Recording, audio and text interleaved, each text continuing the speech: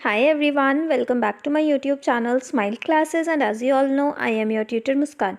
In today's video, we are going to learn about culture media. आज की video में हम कल्चर मीडिया के बारे में पढ़ेंगे। आपने देखा होगा जब हम लैब में किसी भी माइक्रो ऑर्गेनिज्म को ग्रो करवाते हैं तो हम मीडिया प्रिपेयर करते हैं। For example NAM, nutrient agar media. Most of the time हम यही मीडिया प्रिपेयर करते हैं माइक्रो ऑर्गेनिज्म की ग्रोथ को सपोर्ट करने के लिए। तो ये मीडिया क्या करता है, ठीक है, वही आज हम इस वीडियो में देखेंगे। कल्चर मीडिया क्या है? वो मीडियम्स होते हैं जो माइक्रो ऑर्गेनिजम्स को उनके एसेंशियल न्यूट्रिएंट्स और मिनरल्स प्रोवाइड करते हैं ताकि माइक्रो ऑर्गेनिजम्स ग्रो कर पाए, ठीक है। Microorganisms have varying nature, characteristic, habitat and even nutritional requirement, thus it is impossible to culture them with one type of culture media. अब microorganisms भी different nature के होते हैं, उनकी डिफरेंट कैरेक्टरिस्टिक्स होती हैं।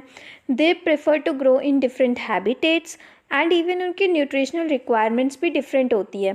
तो सारे माइक्रो ऑर्गेनिजम्स को एक टाइप के कल्चर मीडिया पे ग्रो करना इम्पॉसिबल है। However, there are also microorganisms that can't grow on a culture media at all in any condition. These are called obligate parasites. कुछ माइक्रो ऑर्गेनिजम्स ऐसे भी होते हैं जो किसी भी कंडीशन में कल्चर मीडिया पे ग्रो नहीं कर पाते। ऐसे माइक्रो ऑर्गेनिजम्स को हम क्या बोलते हैं? Obligate parasites. Okay, why culturing micro organism is essential? So here identification of microbial species, isolating pure culture, studying biochemical reaction, testing microbial contamination, testing viable count, testing antibiotic sensitivity, storing culture stock, diagnosing infectious disease, obtaining antigens। ये सारे advantages किसके हैं? Culture media के। Micro organisms को हम culture media पे grow करवा रहे हैं तो उसका क्या एडवांटेज हमें मिल रहा है? Clear? Next, classification and types of culture media. Growing microorganisms in lab involving mimicking the microorganism's natural habitat or environment. Thus, it's possible in the laboratory and this is possible in the laboratory by formulating culture media that meets their requirement. Microorganism को lab में grow करवाना, इसका मतलब कि उनका natural habitat as it is हमें कहाँ पे लैब में मिमिक करना पड़ेगा। सेम वही एनवायरनमेंट उनको माइक्रो ऑर्गेनिजम्स को प्रोवाइड करवाना पड़ेगा ग्रोथ के लिए, ठीक है। और लैबोरेटरी में ये चीज़ करना इजी है। कैसे? उनकी रिक्वायरमेंट्स को फुलफिल करके। Therefore many culture media were developed by scientist according to the microbial species to be cultured. जो भी माइक्रो ऑर्गेनिज्म हमें कल्चर करना है उसके अकॉर्डिंग साइंटिस्ट ने डिफरेंट कल्चर मीडिया डेवलप किए। द बेसिक मीडिया कंटेन, एक बेसिक मीडिया में क्या क्या होता है? Carbon and energy source, nitrogen source, कुछ growth factors and some trace elements. Next, commonly use media component include peptone, agar, water, casein, hydrolysate, malt extract, meat extract, yeast extract. In addition the pH of the medium should be set accordingly. साथ ही साथ हमें medium का जो pH है वो भी उसके अकॉर्डिंगली सेट करना पड़ता है। कुछ माइक्रो ऑर्गेनिजम्स न्यूट्रल pH में ग्रो करना प्रेफर करते हैं, कुछ माइक्रो ऑर्गेनिजम्स एसिडिक मीडियम में ग्रो करना प्रेफर करते हैं, कुछ बेसिक में। सो pH भी माइक्रो ऑर्गेनिजम्स के अकॉर्डिंग ही हमें एडजस्ट करना पड़ता है। Some additional components or nutrients are added to the media when growing specific microorganism। जब हम किसी स्पेसिफिक माइक्रो ऑर्गेनिज्म को ग्रो करवा रहे होते हैं तो कुछ एडिशनल कंपोनेंट्स या फिर न्यूट्रिएंट्स हम कल्चर मीडिया में ऐड कर देते हैं। Okay, now classification of culture media. Culture media को 3 कैटेगरीज में क्लासीफाई किया गया है। On the basis of consistency, on the basis of nutritional component and on the basis of application or use, ठीक है। on the basis of consistency, culture media is of 3 types: solid media, semi solid media and liquid media. On the basis of nutritional component, culture media is of 3 types: simple media, complex media and synthetic media. And on the basis of application, culture media are of different types. Number 1, basal media, enriched media, selective media, enrichment media, differential और indicator media, transport media, storage media. ये सारे culture media के बारे में हम आगे आने वाली वीडियोस में अब पढ़ेंगे। देखो, classification of culture media based on the consistency. आज की वीडियो में सिर्फ हम यहाँ तक पढ़ेंगे कि कितने टाइप के कल्चर मीडिया होते हैं कंसिस्टेंसी के बेसिस पर, उसके क्या क्या एडवांटेजेस हैं और क्या क्या डिसएडवांटेजेस हैं। सो सबसे पहले आता है solid media. In this media 1.5 to 2% concentration of agar is added. Solid media में हम 1.5 से 2% कॉन्सेंट्रेशन अगार की ऐड करते हैं। अगार क्या है? सॉलिडिफाइंग एजेंट है जो मीडिया को कैसा बनाता है? सॉलिड बनाता है। Most commonly 1.3% agar is use to prepare solid media in labs, और लैब्स में कॉमनली हम 1.3% यूज़ करते हैं अगार का अपना मीडिया प्रिपेयर करने के लिए। Sometimes in the place of agar, some inert solidifying agents are used such as gelatin. कई बार अगार की जगह पे जिलेटिन भी यूज़ करते हैं एज अ सॉलिडिफाइंग एजेंट। हम जिलेटिन को ज़्यादा प्रेफर क्यों नहीं करते, हम अगार को ही क्यों यूज़ करते हैं? लैब्स में आपने देखा होगा हम जिलेटिन का यूज़ नहीं करते, अगार का यूज़ करते हैं। क्यों?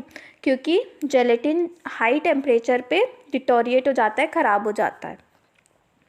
अब सॉलिड मीडिया के यूजेस क्या क्या हैं? To grow microorganisms in their full form, prepare bacterial pure culture, isolate bacteria to study colony.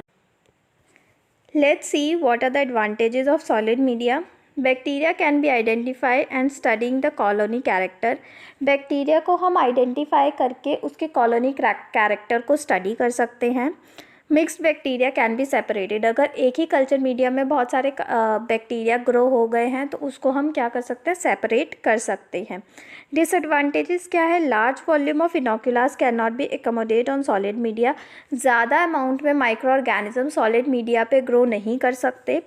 Eight time solid media dehydrates, thus losing its ability to support the bacterial growth. कई बार क्या होता है कि solid media जो है वो dehydrate हो जाता है और अपनी एबिलिटी खो देता है। इट मीन्स कि वो माइक्रोबियल ग्रोथ को फुल्ली सपोर्ट नहीं कर पाता। इसके एग्जांपल्स हो गए blood agar, nutrient agar, MacConkey agar and chocolate agar. Next, ये नाम की कॉम्पोजिशन है। नाम इज़ न्यूट्रिएंट अगार मीडिया। सबसे पहले पेप्टोन 5 ग्राम ऐड होता है, किस में? 1000 ml डिस्टिल्ड वाटर में। Beef extract 3 gram, sodium chloride NaCl 5 gram, agar 15 gram. Okay. Next, semi solid media. Semi solid media को हम फ्लॉपी मीडिया भी बोलते हैं। इसमें अगार की कॉन्सेंट्रेशन कैसी है? 0.2 से 0.5%। ठीक है, सेमी सॉलिड है तो नाम से ही पता चल रहा होगा, हाफ सॉलिड और half liquid. It appears as a soft jelly-like substance due to the reduced concentration of agar. अगार की कॉन्सेंट्रेशन कम होने की वजह से ये हमें कैसा दिखता है? सॉफ्ट और जेली-लाइक सब्सटेंस की तरह दिखता है। इसके यूजेस क्या क्या हैं? Mainly use to study the motility of micro organisms. Microorganisms की मोटिलिटी को स्टडी करने के लिए हम सेमी सॉलिड मीडिया का यूज़ करते हैं। Second point, distinguish between motile and non motile strains. कौन से बैक्टीरियल स्पीशीज़ मोटाइल हैं और कौन से बैक्टीरियल स्पीशीज़ नॉन मोटाइल हैं, इन दोनों को डिस्टिंग्विश करने के लिए भी हम कौन से मीडिया का यूज़ करते हैं? सेमी सॉलिड मीडिया का यूज़ करते हैं। नेक्स्ट, एडवांटेजेस क्या है? This media allows motile bacteria to move and grow in the medium. ये मीडिया क्या करता है? मोटाइल बैक्टीरिया को मीडिया के अंदर अच्छे से ग्रो होने में हेल्प करता है और उनकी मोटिलिटी को सपोर्ट करता है। Disadvantage, tedious nature of method, uncertainty of the results की कोई सर्टेनिटी नहीं है। जो भी रिज़ल्ट आता है उसमें हम ये कन्फर्मली बता नहीं सकते कि ये रिज़ल्ट हमारा सही भी है या नहीं है। Difficulty of identifying the motility when only few cells are motile. अब मीडिया में अगर कुछ ही सेल्स मोटाइल होंगी तो उनको डिस्टिंग्विश करना भी डिफ़िकल्ट हो जाएगा। सो ये सब थे डिसएडवांटेजेस सेमी सॉलिड मीडिया के। नेक्स्ट, इसके examples, Hugh and Leifson's oxidation fermentation medium, Stuart's and Amies media, mannitol motility media. Next, liquid media. Liquid media क्या है? इसमें कोई भी सॉलिडिफाइंग एजेंट हम यूज़ नहीं करते। सॉलिडिफाइंग एजेंट क्या, जेलेटिन और अगार, कोई भी ऐसे सॉलिडिफाइंग एजेंट्स यूज़ नहीं होते। Large growth of bacterial colonies can be observed in the media. Large number of micro organisms और we can say that large number of microbial growth हम liquid media में observe कर सकते हैं। Liquid media also called broth, liquid media को हम broth भी बोलते हैं। They allow uniform and turbid growth for bacterial strains when incubated at 37 degree Celsius for 24 hours. Liquid media क्या करते हैं, अगर हम उनको अच्छे से इंक्यूबेट करें 37 डिग्री सेल्सियस पे 24 आवर्स के लिए, तो वो बैक्टीरियल स्ट्रेन्स को या माइक्रोबियल स्पीशीज़ को यूनिफॉर्म और टर्बिड ग्रोथ प्रोवाइड करते हैं। Uses, It is used for profuse growth of microorganism and fermentation studies. Liquid media में जो हम माइक्रो ऑर्गेनिजम्स ग्रो करवाते हैं वो ज़्यादातर फर्मेंटेशन स्टडीज़ के लिए ही ग्रो करवाते हैं। एडवांटेजेस क्या हैं लिक्विड मीडिया के? It offers uniform culture condition for the growth of bacteria, सारी जगह एक यूनिफॉर्म कल्चर कंडीशन प्रोवाइड करता है, चाहे वो टॉप हो कल्चर का चाहे वो बॉटम हो, ठीक है, सारी जगह कैसी रहती है, यूनिफॉर्म रहती है। It is easy to sterilize, इसको स्टेरलाइज करना भी बहुत ज़्यादा ईजी है।